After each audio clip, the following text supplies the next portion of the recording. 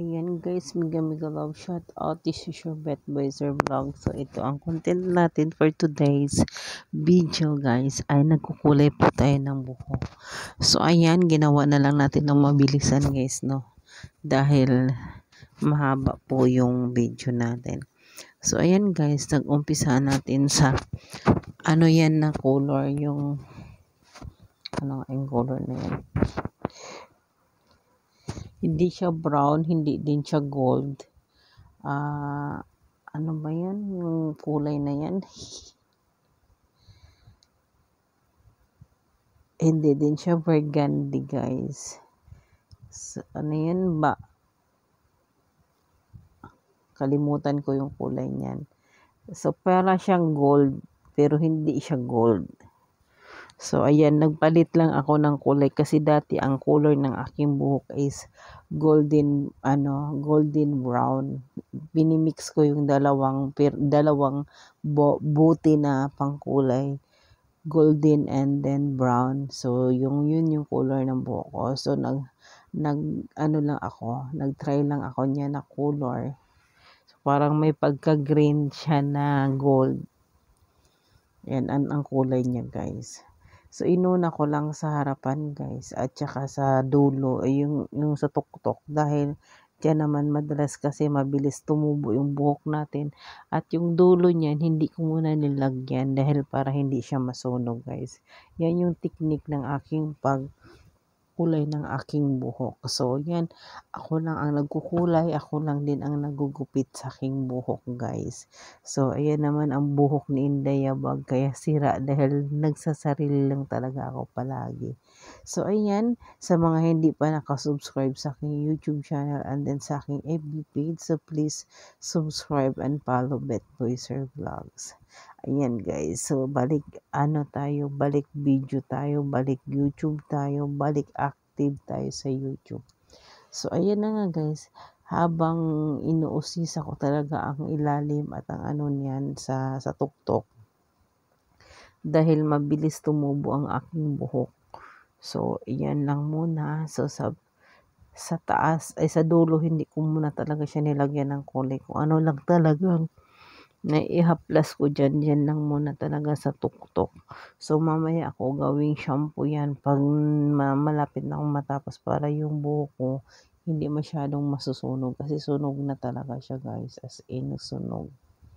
So, ayan nga, habang may trabaho ako dyan, nagkukulay ako para double time ako dyan. So, bago ako magluto, nagkulay muna ako. Pero naghanda na ako dyan ng lulutuin. Nakahanda na guys. So, mangunguya ko muna ang inyong Inday Yabag. So, ayan na nga guys. Dahil nga sa ating dito, pag caregiver ka, lagi lang naman kasi nakatali ang buhok. Kaya ayaw ko muna talaga magpaayos ng buhok. Kasi wala rin kung magpapariban ka, laging nakatali. So, yung buhok ko talaga lumalabas yung natural. Pero dati talaga rebanded yan. Yung lolo straight, yung sa tuktok kulot. So yun, ginupit ko yung buhok ko kaya nasirang ganyan. So okay na rin yan kasi tinatali lang naman lagi. Ayan.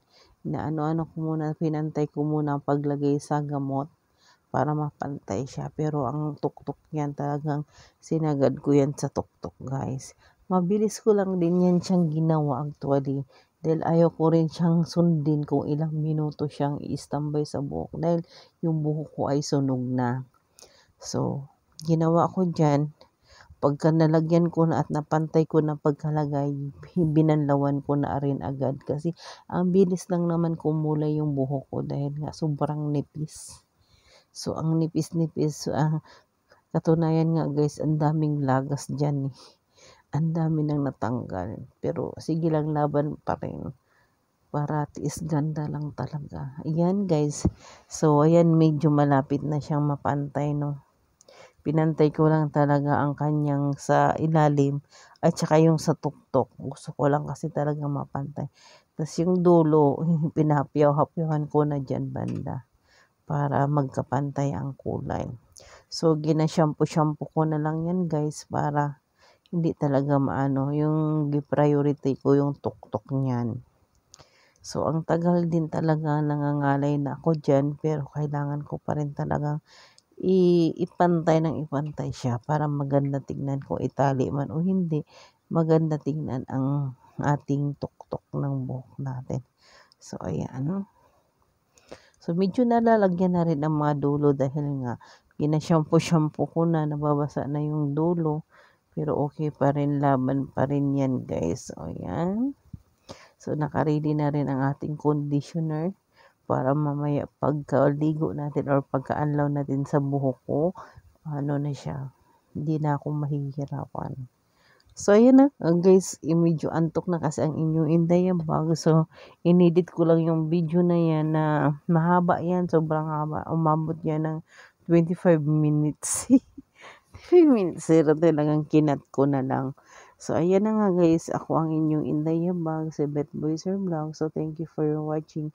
So, ayan. Don't forget to subscribe my YouTube channel, Beth Boyser Vlog. And ang aking mga, yung aking mga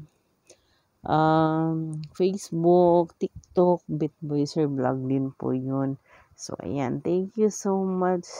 And then, don't forget to like, share, and then leave your comments para mabalikan ko po kayong lahat. So, ayan.